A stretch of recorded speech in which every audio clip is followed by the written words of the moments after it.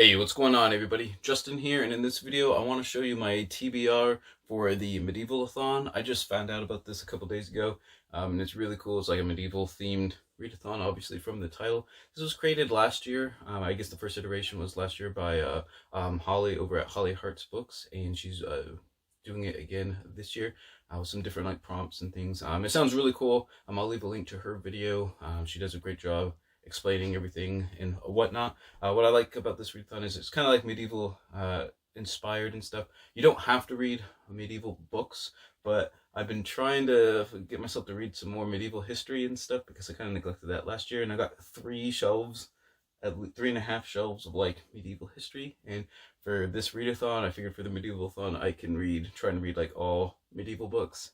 I thought that'd be kind of cool, trying to fit everything in the prompts and whatnot for that. And also what's kind of cool about this one is there's lots of different like subparts. I don't know if that's probably the categories of challenges, I guess. For example, like the number of books you read, kind of you increase your rank in like the medieval world.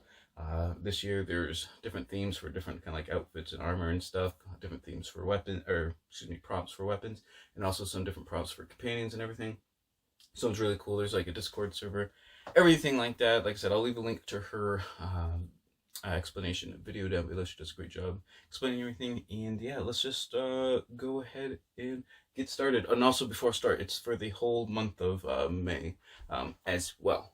All right, so first of all, I'm going to try and get the top rank for like the number of books read, which I think is 7 books. If you read 7 books, you become like an emperor or empress or whatever you want for that kind of like title, I guess. And I'm only working part-time right now, so I'm pretty sure I can hit 7 books. Though actually I do have some pretty some big books on this list, but anyways, we'll get to those in just a second.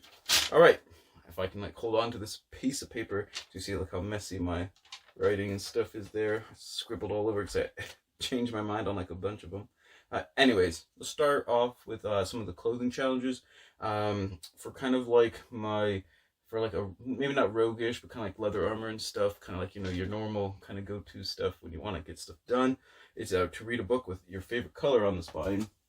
And my favorite color is like kind of like a burnt orange kind of color. And fortunately for me, Mary Rubin's very short introduction to the Middle Ages has a little bit of that on the spine, so that works out quite well. I'm trying to read one of these very short introductions each month, and you know, it just works out really good that I can do the Middle Ages one for the Medievalathon. So we got that one covered.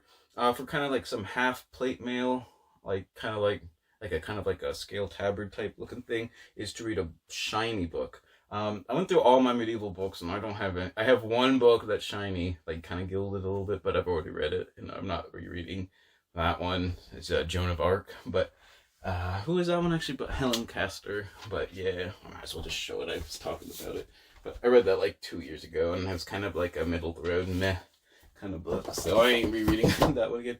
But I figured I'll try and squeeze in like one of the great courses, and I'm going to do the High Middle Ages by Philip Dayleader. He does a really great job with his courses. I encourage you guys to check out anything by Philip Dayleader or Professor Dorsey Armstrong. They do a lot of like medieval history type of things on the great courses. Just really packed on full of information. They kind of like cover there's like a knight with shiny armor, so I'm just gonna count it because I literally don't have one that is shiny, and my library is closed, so I'm just gonna make it do with that one. And then for some like regular like kind of work clothes, is to read a book with under 300 pages. For this one, I'm going to be doing a Kindle book from NetGalley, or a NetGalley book on my Kindle, and it's Abandoned Castles by Kieran Connolly. I think this is partly like a picture book, and then I mean not a picture book. I mean it has like lots of images, photographs of like abandoned castles, and I'm not sure if it's. I want to say it's just England or Britain or something, but I'm not 100% sure. I can't remember the subtitle off the top of my head. But it just sounded like really cool, and for NetGalley, you know, like I try to read 1 or 2 of those each month as well, and that one fit really good for the Medievalathon. So those are my outfits. So got like, well, my Final Fantasy 14 take is gonna be really disappointed that I'm not going for like the full plate mail, but I didn't feel like reading any books with dragons on the cover this month. All right, so now let's go on to weapons. I'm going to go for a sword, axe, and shield. There's also a couple other weapons like daggers and bows and things like that. So for sword is to read something or read a book with something pointy on the cover, and I got like the perfect weapon for a knight and his weapons with, you know, a bunch of swords and maces and stuff like that on the cover. That definitely fits the prompt, and it's a pretty short book, and I'm gonna need some short books because I got like 2 or 3, like I said, really big ones coming up, and yeah, I'm gonna need to balance it out a little bit. Actually, I'm not even 100% sure where I don't remember even picking this book up, to be honest, but it was in my library, and it looks like a quick read.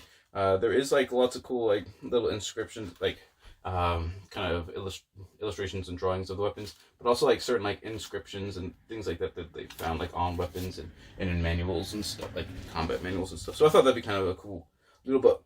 All right, next up, here we go, is Axe. And the prompt for Axe is to read a heavy book. And for my like probably my only fantasy read of the month, I'm finally getting around to it because it's been over a year since I read the second book. But I'm gonna try and read Oathbringer by Brandon Sanderson. Yeah, Wave Kings was kind of like and then everyone's like, no, Words of Radiance is so much better.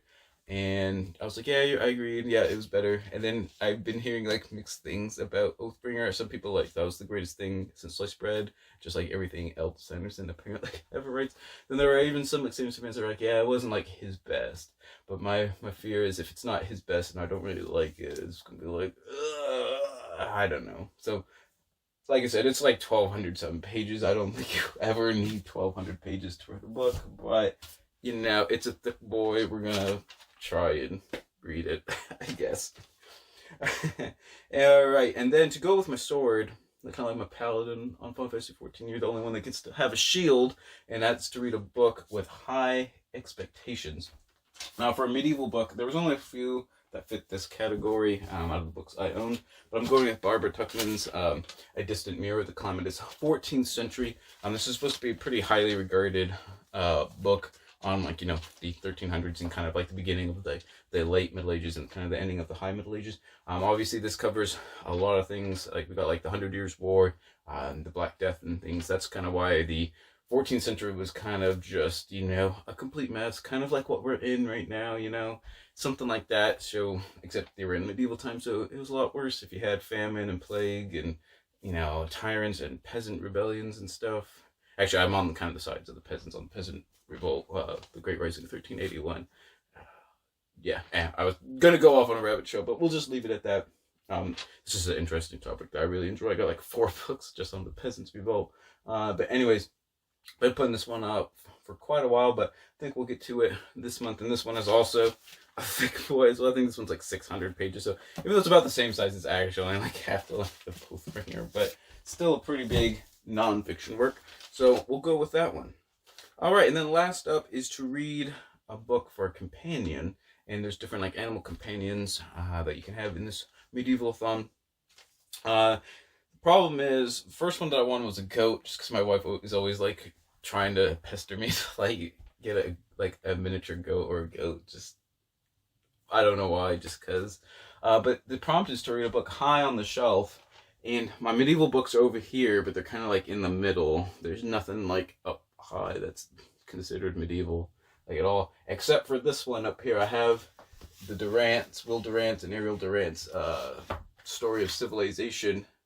And this monster too is the medieval history one, the Age of Faith, I believe. I don't honestly know if I'm gonna get to this or not. This is like over 1,000 pages as well. Holy cow, yeah, it is.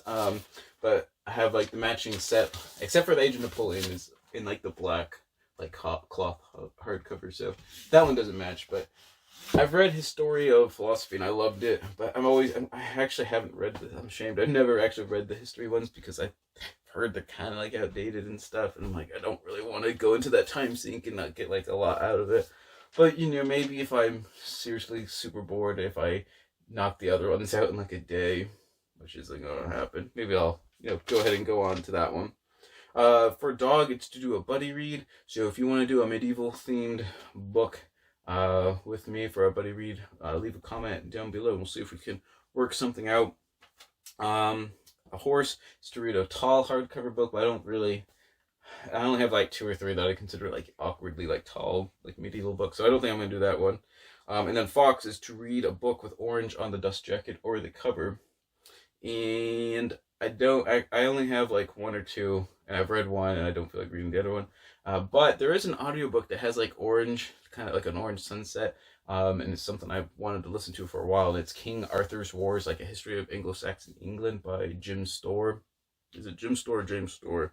Can't remember. Why didn't I write that down? I think I wrote Jim, but I don't know if it's actually Jim or James. But anyways, um, I don't know. It's kind of like a history book on like the age of when King Arthur would have been like a historical person, which would have been, you know, like in the late 400s, early 500s, somewhere around there. I've heard really good things about this one as well. It's been rated pretty good. So I'm going to try that one as the audiobook for the month there. And there you have it. Those are all the ones for the prompts that I have.